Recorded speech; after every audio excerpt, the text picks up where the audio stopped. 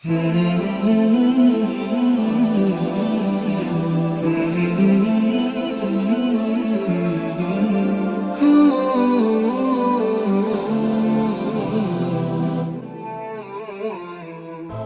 يجدد في Bismillahirrahmanirrahim. Assalatu wassalam ala asyrafil salin wa ala alihi wa ashabi ajma'in. Amma ba'd. Assalamualaikum warahmatullahi wabarakatuh. Mga kapatid sa Islam, nandito naman po tayo para magbigay ng Islamikong pagpapayo patungkol ito sa mga pangalan ni Allah. Dahil ang Allah subhanahu wa ta'ala, marami siyang mga pangalan na bumabalik lamang sa kanyang kadakilaan, karunungan at lakas. Opo mga kapatid sa Islam, inshallah sa oras na ito, unti-unti nating alamin ang mga pangalan ng Allah subhanahu wa ta'ala. Kaya po, nabanggit sa hadith na 99 names ang pangalan ng Allah at ang sino man nakasaulo ay makakapasok sa paraiso. Kaya ang 99 na names na yun po ang binigay lang sa atin. At alam naman natin na napakadami pangalan ng Allah subhanahu wa ta'ala. Kaya isa doon ang Allah. Ang Allah, bumabalik lahat ng mga katangian, lahat ng mga pangalan sa katagang Allah. Kaya yun ang ating niluluwalhati, yun ang ating dinidiyos. Kaya yun isa sa mga natin dapat alamin natin talaga ang Diyos natin, pangalan niya ay si Allah. Ngunit may mga maraming pangalan katulad din na nabanggit sa Arab. Ang Rab po mga kapatid, ang ibig sabihin ay Panginoon. Alam naman natin ang Panginoon, wal murabbi, wal mudabbir, wal mun'im, wal malik, was sayyidul jami'u ibadihi. Na ibig sabihin mga kapatid, na ang Rab ay tagapangalaga, tagapamahala, tagapagbigay ng biyaya, may-ari, ng lahat ng mga nilikha. Kaya Panginoon, ibig sabihin meron siyang posisyon. Yun ang ibig sabihin talaga ng Lord, ng Panginoon. Kaya magkaiba po yan sa Diyos. Ang Diyos, ibig sabihin al-ilah, ibig sabihin po ay sinasamba. Kaya kung tatanong ka sinong Diyos mo, parang tinanong ka na rin na sinong sinasamba mo. Kasi yun ang ibig sabihin ng Diyos. Kaya isa sa mga pangalan din ng Allah, al-ilah. Ayun, kaya alhamdulillah natutunan natin yan. Ang Rab at ang al-ilah. Ayun, mga pangalan yun ng Allah. Na ibig sabihin, ang Rab ay doon lahat ng iyong mga mga kapatid, ipasaalam mo na lamang yan. Ayun ang maitulong yan sa iyong pananampalataya na hindi ka papabayaan ng Allah. At itataboy niya pa ang mga pinsala kung ikaw doon ka sumasamba. Allah ko yun ang mga yun ang mga maitulong ng mga pangalan ng Allah. At isa sa mga pangalan din ng Allah mga kapatid, Al-Wahid, Al-Ahad, na ibig sabihin magkatulad lang yan sila nakahulugan, ibig sabihin ay iisa. Ibig sabihin karapatan po iyan ng Allah subhanahu wa ta'ala na sambahin siya na siya lamang nag-iisa. Huwag mo nang tambalan, huwag mo nang tapatan ng iba pang mga kasosyo o mga nilikha, o ano pa ng mga katambal, mga rebulto, o hindi pwede yun kasi nag-iisa lang ang Diyos. Kaya meron tayong tauhid, ar-rububiyya, wal-uluhiyya. Ang rububiyya, ibig sabihin, kaisahan sa pagka-Diyos. Ang rububiyya pala, yun ang kaisahan sa pagka-Panginoon. Ang uluhiyya, yun ang kaisahan sa pagka-Diyos. Kaya tinatawag din tauhidul ibada rin yan o kaisahan sa pagsamba. Kasi ang Diyos, yun po ang sinasamba. Kaya dahil ang Allah, wahid, ahad, ibig sabihin nag-iisa, ibukod tangi mo talaga ang Diyos natin na siya lamang ang nag-iisang Diyos.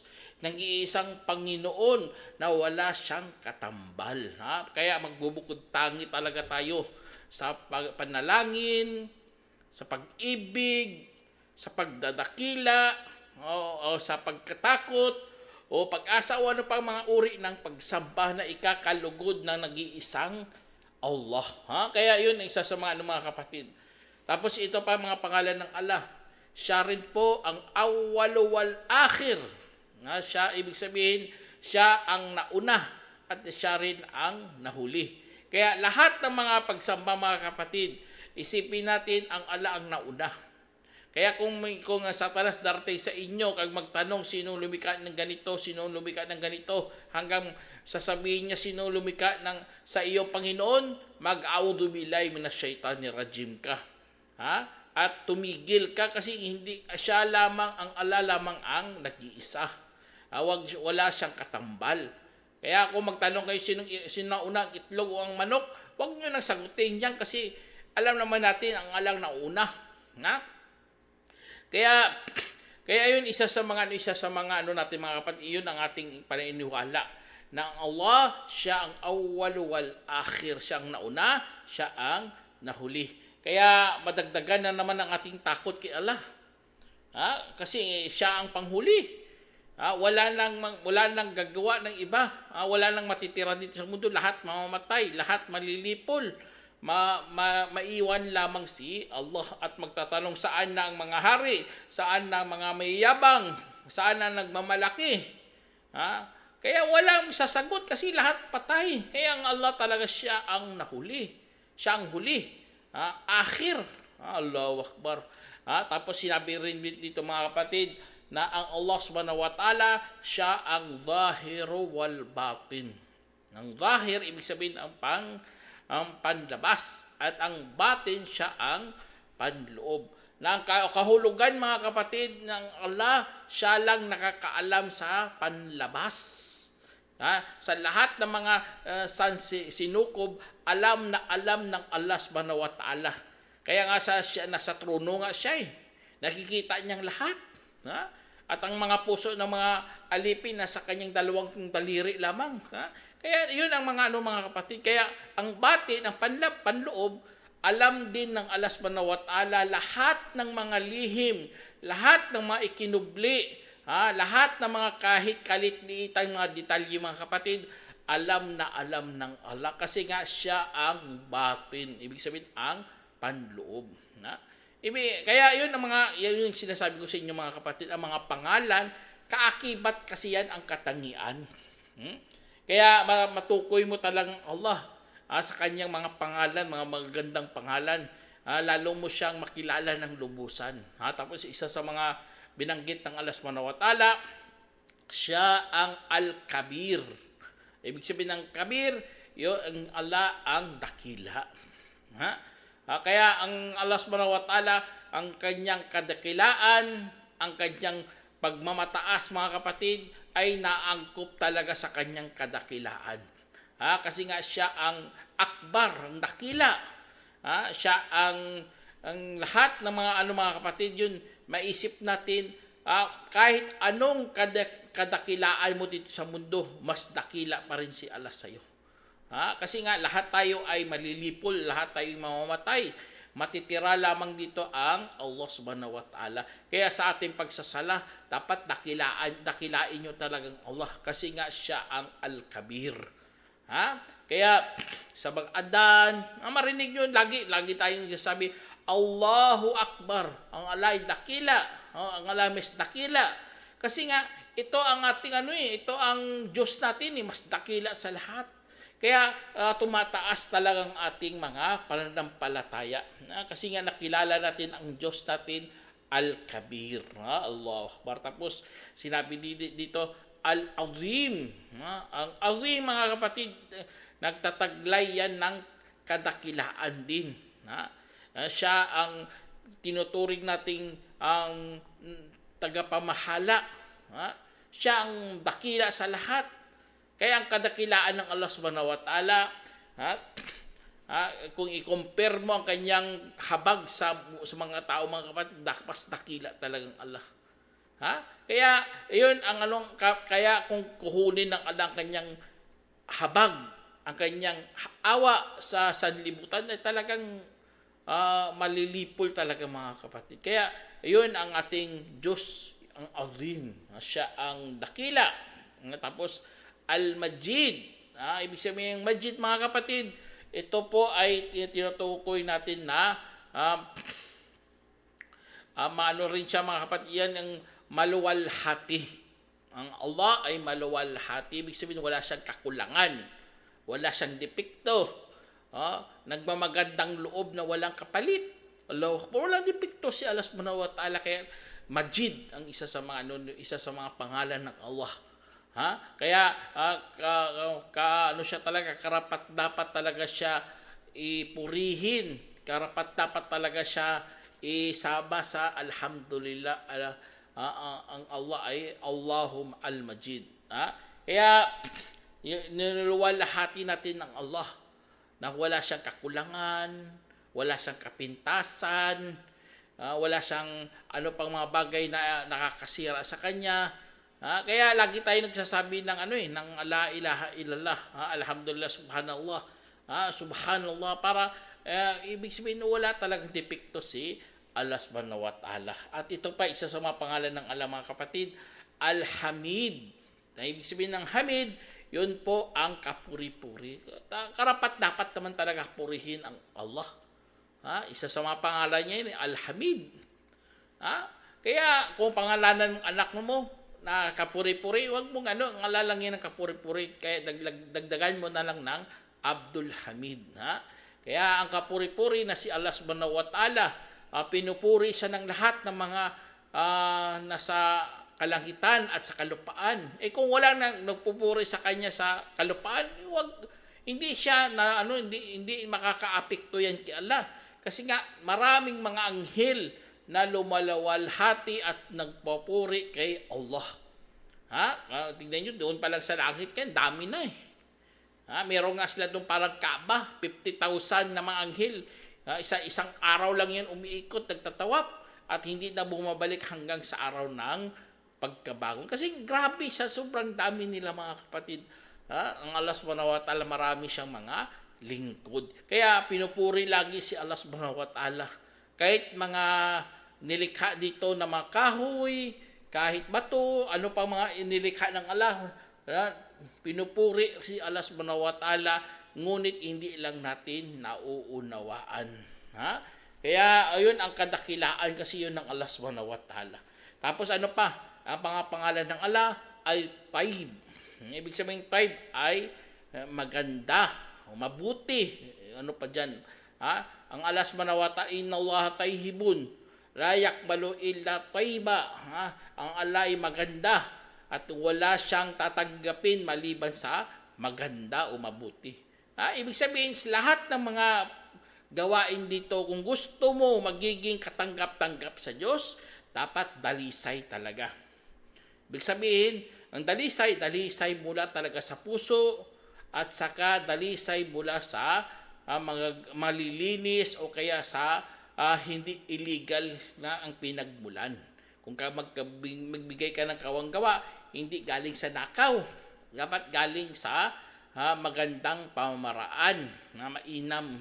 Sample sa pinagtrabahuhan mo, pinagtiyagaan mo, pinagsikapan mo, yun, pwede yun. Pero kung pinagsikapan mo mula sa kasamaan, nagnakaw ka, tumatanggap ka ng suhol, a'udzubillah, hindi yun tatanggapin ng Allah. Kasi nga ang Allah ay tayyibun, mabuti, kaya maganda.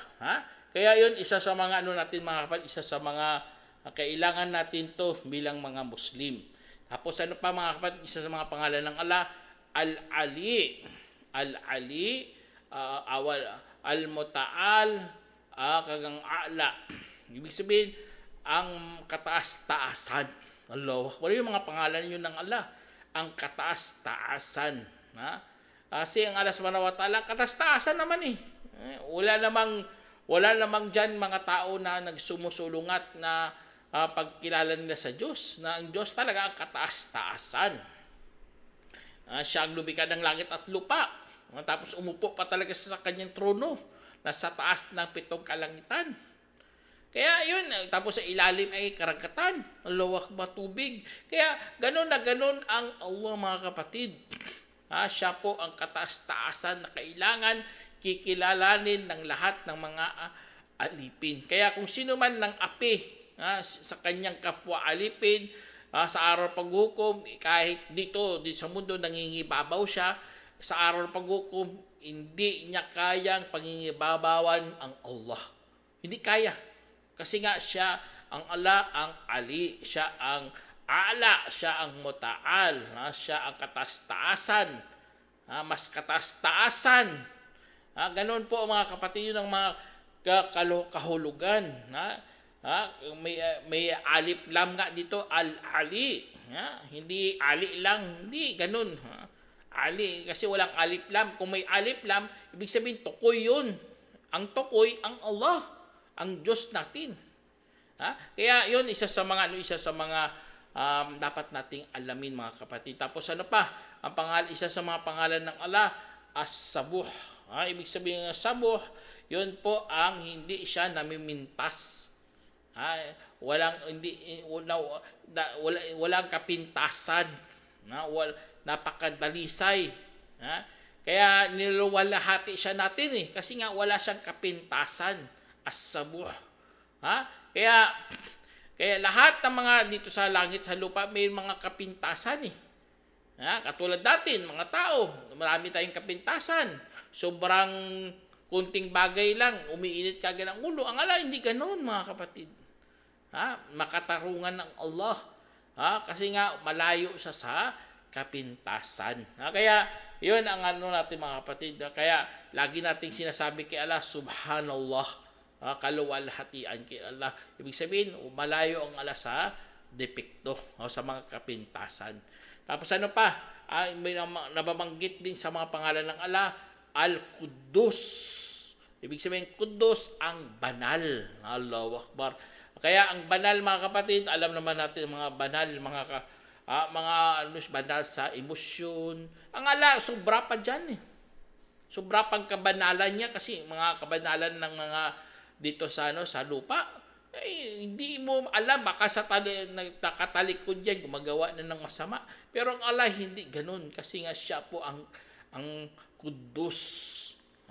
Kaya ang Quddus, mga kapatid, ang kabanalan na yan, ay inuukol yan kay Allah subhanahu wa ta'ala. Wala siyang, malayo siya sa kapintasan. Kasi nga, napakabanal ng Allah. Tapos isa sa mga pangalan ng Allah, mga kapatid, As-Salam. O tinatawag nating kapayapaan. Kaya lahat ng mga kapatid, ang salam, ang Allah subhanahu wa ta'ala nagdadala ng kapayapaan sa lahat. Kaya ang kapayapaan, mga kapatid, ng Allah subhanahu wa ta'ala, siya po pinagbulan ng kapayapaan. Kaya yun ipinangalan niya rin sa sarili niya. Hindi ibig sabihin na talaga, kasi ang Allah, siya ang humahawak ng kapayapaan. Katulad ng sasabihin mo, akong batas. Hindi ibig sabihin, ikaw ang batas. Pero pinangalan mo, binansagan mo pa nga ang sarili mo sa ganun. Ibig sabihin, ikaw ang nagpapatupad ng batas. Ang Allah, masubra pa dyan. Kaya siya ang salam, siya ang inahawakan niya kasi ang kapayapaan. At isa sa mga mga kapatid, isa sa mga kahulugan ng salam, malayo din sa padepekto. Walang kapintasan ng Allah subhanahu wa ta'ala. Kaya ganon na ganon ang salam, ibig sabihin ng salam. Tapos ano pa, may mga salita din dito na isa sa mga pangalan ng Allah, siya po ang Mutakabbir. Siya po ang mapagmalaki. Ito, karapat-dapat talaga yan sa karapatan ng Allah. Kasi nilikaya tayo hindi tayo dapat magmalaki. Kasi nga, kapintasan yan Pero inuukol sa tagapaglikha. Siya ang manalalang ng 7 kalangitan at kalupaan. Tapos, ang ganun na mga pangalan ay karapat-dapat talaga ang kinid ng Allah. Na siya po ang Mutakabbir, ang mapagmataas. Kaya sa mga ang Allah subhanahu wa ta'ala, hindi ibig sabihin na wala siyang katarungan, hindi ganun. Kung mapagbalaki ang Allah subhanahu wa ta'ala, karapat-dapat sa kanya yan at hindi mo siya kayang ibaba. Kasi nga siya ang mutakabbir. Allahu Akbar. Tapos ano pa mga kapatid? Kaya karapat-dapat sa mga nilikha, magpapakumbaba. Huwag tayong palalo. Kasi kung palalo ka, ay talagang hindi ka tatanggapin ng Allah subhanahu wa ta'ala. Bagkus paparurusahan ka pa.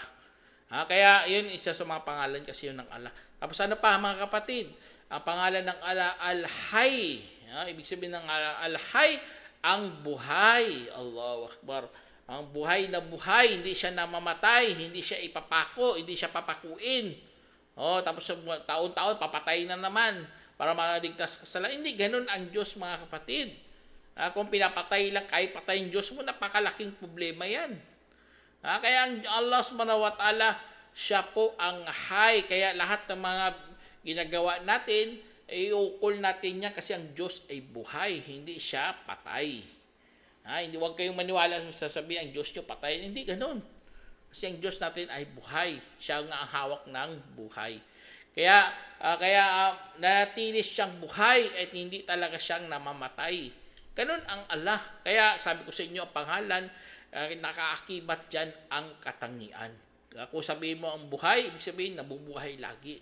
Yun ang katangian niya, buhay na buhay. Hindi siya namamatay. Hindi siya nagkakasakit.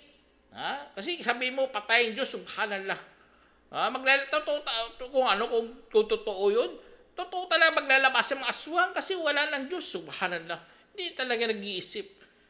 Kaya kalokohan talaga namatay ang Diyos. Kaya tama talaga pinangalan ng Allah, buhay siya. Buhay magpakailanman. Tapos ano pa? Sinabi dito, isa sa mga pangalan ng Allah, As-Sami'. Ibig sabihin ng As-Sami', yun po ang nakakarinig. Ang nakakarinig ng lahat ng bagay. Kahit saan ka man mapunta, maririnig ka ng Allah subhanahu wa ta'ala. Kasi nga, nasa niya lahat to eh. Hawak niya po to lahat. Alam ng Allah. Kaya wag tayo dapat magsalita ng mga masasama. Kasi nga, ikakapuot yan ng Allah subhanahu wa ta'ala. Kasi nga, naririnig yan ng Allah subhanahu wa ta'ala. Kaya magano tayo mga kapatid, isa sa mga natin yan. Tapos ano pa mga pangalan ng Allah? Ang pangalan ng Allah, Al-Basir. Ibig sabihin ng Basir, ang nakakakita, nakakamasid. Kaya ang isa sa mga ng Allah subhanahu wa ta'ala, maliit man o malaki, mabigat man o kakaunti, ay alam ng Allah. Kahit nga langgam na maitim, na gumagapang sa maitim na bato, sa kagitnaan ng dilim na gabi, ay nakikita ng Allah. Ayun ang tinutukoy dito sa kung sa hadith pa, Ar-Riya. Ganun ang pag-description ng Allah. Anong propeta sallam, ang riya katulad ng langgam na maitim na gumagapang sa maitim na bato sa kagitnaan ng gabi. Sa kagitnaan ng madilim na gabi. Kaya diyan sa na yan mga kapatid, yun nakikita ng Allah nga yun eh. Gumagapang sa sa madilim na lugar. Kaya yun ang Allah kasi nga siya po ang Al-Basir. Nakikita niya ang lahat na papapansin niya. Kaya sa mga kapatid, dapat huwag tayong gagawa ng masama. Kung umabot ka na sa pagiging mataas na pananampalataya, iniisip natin to na ang Allah subhanahu wa ta'ala As-Sami'ul Basir. Siya ang nakakarinig, siya ang nakakakita. Allahu Akbar. Kaya yun ang mga kapatid, yun, isa sa mga rin mga kapatid, ang Allah subhanahu wa ta'ala, siya po ang alim.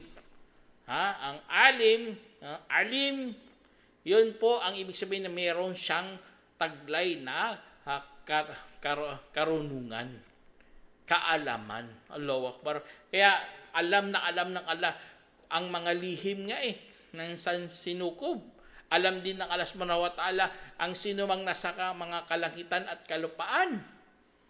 Kasi nga walang maikubli sa alim, sa maalam. Kaya alhamdulillah, na natin mga kapatid, na natutukoy natin ang Allah subhanahu wa ta'ala, siya po ang alim. Ha? Kaya, tapos ano pa mga kapatid, siya ang khabir. Ibig sabihin na khabir, ang dalubhasa. Alam na alam niya. Marunong. Ha? Kaya walang kabay. Wala tayo dapat, dapat kasi ang Allah, kung siya ang marunong, dapat wala tayong kaba kung anong mga utos niya ay para yan sa atin at makakapasok tayo sa paraiso. Kaya magkakaroon tayo ng kapatanagan sa kanyang mga ibinabalita. Magkakaroon tayo ng pagkakalma. Kasi nga, galing sa Al-Khabir. Ibig sabihin sa dalubhasa, galing kay Allah subhanahu wa ta'ala. Alam na alam niya ang kanyang mga sinasabi, alam na alam ng Allah ang kanyang utos, ang kanyang mga ipinagbabawal, kasi lahat yan ay pabor yan lahat sa atin. Wala namang inutos si Allah na ikakasama natin, sa totoo lang. Lahat yan ay mabuti. Kaya dahil doon mga kapatid, tapos ano pa, Al-Hakim. Ito pinakamalupit sa lahat. Hakim, ibig sabihin marunong. Nilagay talaga niya sa karunungan ang lahat ng mga bagay. May hikmah kung sa atin pa may hikmah, wisdom, ganun ang hakim. Kapag magsalita siya, tatanggapin talaga to kasi nga may wisdom. Merong kung ano pa, kung may ang mga kataga na binibitawan niya ay merong karunungan, merong kaalaman na matutunan o mga aral o leksyon. Kaya tinatawag ang Allah Hakim. Kaya ang mga kapatid, ang magagawa sa ating pananampalataya kapag ganun ang iyong paniniwala, ang Diyos natin Al-Hakim, ang marunong, mapapangalagaan talaga natin ang karunungan ng Islam. Kasi nga ang karunungan ng Islam, galing yan sa Hakim, mas marunong pa kaysa sa atin. Kasi nga siya ang lumikha sa atin. Kaya natin, pangangalagaan natin. Kasi yan, 100% talaga yan na effective kung sa atin pa. Tapos ano pa mga kapatid, pangalan ng Allah, ang isa sa mga pangalan ng Allah, Ar-Rahmanur Rahim, ang mahabagin, ang maawain. Alam naman natin, ang Rahman, ibig sabihin ng Rahman, lahat ng mga kanyang awa sa kabilang buhay at sa mundo, sabay yun. Pero ang Rahim, ang kanyang habag para lamang sa mga manampalataya doon sa araw ng paghukom. Kaya kung dito sa mundo, kung iisipin mo, lahat naman tayo binibigyan, Muslim man hindi Muslim, binibigyan ng Diyos. Ibig sabihin, pabor yun ng Allah. Kasi nga lahat tayo susubukan sa lahat ng mga paraan. Kaya example, susubukan ka sa kayamanan, yun. Kaya ganun na ganun mga kapatid. Kaya tama talaga ang dito, ang Ar-Rahman para sa pangkalahatan sa mundo man o sa kabilang buhay. Pero ang Rahim para lamang sa mga manampalataya doon sa kabilang buhay. Kaya ayun ang ibig sabihin ng Rahmanur Rahim. Tapos ano pa? Ar-Rauf. Ang Rauf, yun ang kabaitan mga kapatid. Allahu Akbar. Nang Allah subhanahu wa ta'ala ay mabait sa kanyang mga nilikha. Kaya mas mas mataas pa to na kahulugan sa maunawain. Kasi ang Rauf mabait, talaga napakabait ng Allah subhanahu wa ta'ala. Hindi niya nga aapihin mga tao Kahit anong samba mo ng maribulto dyan, kung ano ang ginawa mo, yun lang ang ihahatol sa'yo. Kaya kung gagawa ka, alam naman natin pinakamalaking kasalanan ay shirk. Kung ginawa mo yan, hindi ka napapatawarin ng Allah. Kasi nga, binalitaan ka na sinabihan ka na pero tigas pa rin ang ulo mo. Binigyan ka na nga ng konsyensya. Kinukonsensya ka ng iyong katawan, ang iyong kinukonsensya ka ng iyong kaluluwa, pero hindi mo pa rin tatanggapin. Kaya wala ka na dyan. Wala kang mapapala doon sa kabilang buhay. Hindi katulad sa mga Muslim, mabait masyadong Allah subhanahu wa ta'ala. Kasi nga, kung hindi mo makuha dito sa mundo, huwag ka mag-alala mga kapatid. Meron pang kabilang buhay. Meron ka pang pagkakataon. Kaya ang pagiging raop ng Allah, yun, magpakabait ng Allah subhanahu wa ta'ala. Tapos ano pa mga kapatid, isa sa mga pangalan ng Allah, Al-Qadir. Al-Qadir. al-muqtadir. Ibig sabihin, makatulad lang yan ng kahulugan. Ibig sabihin, mayroong kakayahan. Ha? Kung qadir, kaya niya. Ha? Kaya lahat ng bagay dito, no, kayang-kaya ng Allah ayon sa kanyang naisin. Hindi ibig sabihin kung nais mo gagawin ng Diyos, hindi ganun. Sample, bakit ang Diyos hindi niya ba kayang magpakatawag tao? Subhanallah. Siyempre kaya ng Diyos pero hindi niya gagawin ang iyong iniisip kasi nga masisira ang kanyang kadakilaan. Ang Diyos naging tao, napakaano talaga, anong mangyari sa mundo. Diba? Kaya ang Diyos hindi nga nagbabago nga ang Diyos eh. Ganun pa rin ang Allah. Kasi nga siya, kaya lahat ng mga bagay dito dapat ipasalamat natin kay Allah. Kasi nga dahil sa Allah, siya po ang nagbibigay kasi nga siya lamang ang merong kakayahan. At kaya huwag mong asahin ang kakayahan mo kasi kapag tatanggalin niya ng Allah, kahit baso hindi mo mabuhat-buhat, subhanallah. Tingnan nyo, kahit baso hindi mo mabuhat-buhat. Ha? Kaya kaya lagi nating sinasabi kay Allah na ya Allah, pagbigyan mo ko ng biyaya na sa lakas sa aking pangangatawan para sa araw-araw na paghihirap, sa pagtatrabaho. Yun ang natin mga kapatid. Kasi nga, ang Allah lamang ang merong kakayahan. Ha? Kaya tinatawag natin siyang Al-Qadir. Okay, Al-Qadir o Muqtadir. Ha? Kaya yun lahat dun. Kaya, ano pa? Ang Allah subhanahu wa ta'ala, siya po ang Al-Qawi. Ang ibig sabihin ng Al-Qawi, siya po ang malakas. Ha? Walang makakatalo sa kanya. Hindi siya magagapi. Ha? Ang Allah subhanahu wa ta'ala, kahit anong gawin mo, hindi yun tatakas. Kagahamunin mo, tulad ng ginawa ng mga Ya'juj.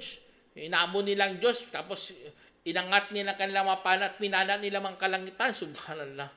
Hindi mo maano-ano ang Diyos mga kapatid kahit anong gawin mo.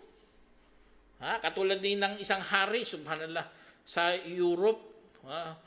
Inutusan niya ang dagat na tumigil na sa pagbabalon. Ha? Sa mga sa waves niya. Sabi niya, stop! So, hindi man nang stop ang alon. Kasi nga wala nga makaka-stop yan. O kaya ang lindol, sabihin mo lang, stop! Subhanallah, napakalaking kasinungalingan yan. Ang Diyos lang ang merong kakayahan. Ha? Kasi nga siya po ang Al-Qawi, siyang malakas. Ha? Kaya, tapos ano pa? Ang mga pangalan ng Allah, mayroon pang pangalan na siya po ang Al-Matin. Ang matin, ibig sabihin, ang matatag. Ha? Hindi siya, kapag magsalitang Allah, matatag talaga sa kanyang sasabihin. Hindi siya, meron talaga paninindigan, hindi siya liliko, hindi siya lilihis, o kaya ikukubli niya lang, hindi ganun. Kasi hindi nagsisisi ang Diyos, mga kapatid, kapag nagsasalita yan. Hindi yan nagsisisi kasi fix ang kanyang desisyon. Matatag masyado. Kaya ganun ang ating Panginoon. Yun ang ating sasambahin. Hindi pajakpat-jakpat lang, ganun ang Diyos mo. Hindi ganun ang Diyos natin, mga kapatid. Kaya alhamdulillah, kahit papaano, ay nakakaroon tayo ng idea sa pagmamahal sa ating Panginoon. May mga pangalan pang Allah subhanahu wa ta'ala, napakadami masyado. May mga 99 nga siya eh. Kung isa-isahin mo yan, talaga, mahaba. Pero huwag nyo lang kalimutan, mga kapatid, na gamitin natin yan sa panalangin. Walillahil asma'ul husna fad'u biha. Sabi ng Allah. At para kay Allah ang mga gandang mga pangalan. Kaya't ipanalangin ninyo gamit nito. Gamitin natin sa pagpananalangin. Kasi nga, kapag ginamit mo yan, parang pinupuri mo ang Diyos. Parang parang anak, bata, lumalapit sa kanyang mga magulang. Pinupuri niya muna para pagbigyan. Yun ang pinaka-effective na pag-iingi ng mga kabataan, di ba? Ilalambingin nila kanilang mga magulang, sasabihin nila, tay, gumagwapo ka, gumaganda ka, talagang talalaki ang tenga ng iyong mga magulang. Kasi nga naglalambing ang iyong anak. Ang Diyos, mga kapatid, ganun din. Kung pupurihin mo Kasi karapat-dapat naman talaga siyang purihin, ay pagbibigyan ka talaga. Kaya kung isang pula lang, kung may kasalanan kang nagawa, tawagin mo Al-Ghaffar, o ang tagapagpatawad. Ya Ghaffar, Ya Allah. O mapagpatawad, o patawarin mo ang aking kasalanan. Allahu Akbar. Tawagin mo ang Ghaffar. O kaya kung gihingi ka ng biyaya, tawagin mo Ya Razzaq. O tagapagbigay ng biyaya, ang tagapagbigay ng panustos, bigyan mo po nawa ako.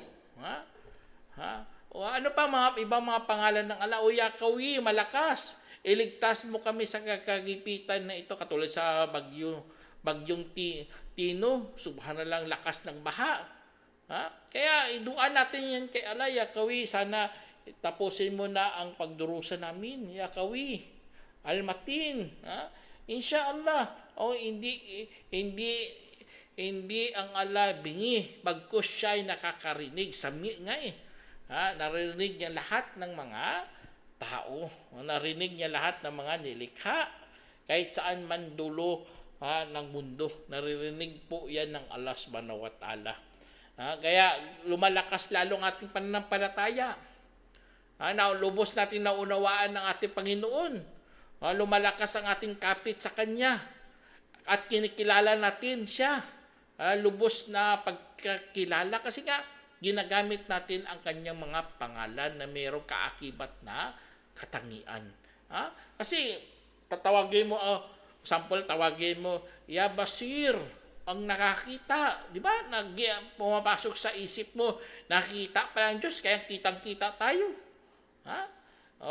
Kaya Al-Wakil, ang tagapangalaga, tawagin mo yata o wakil o tagapangalaga.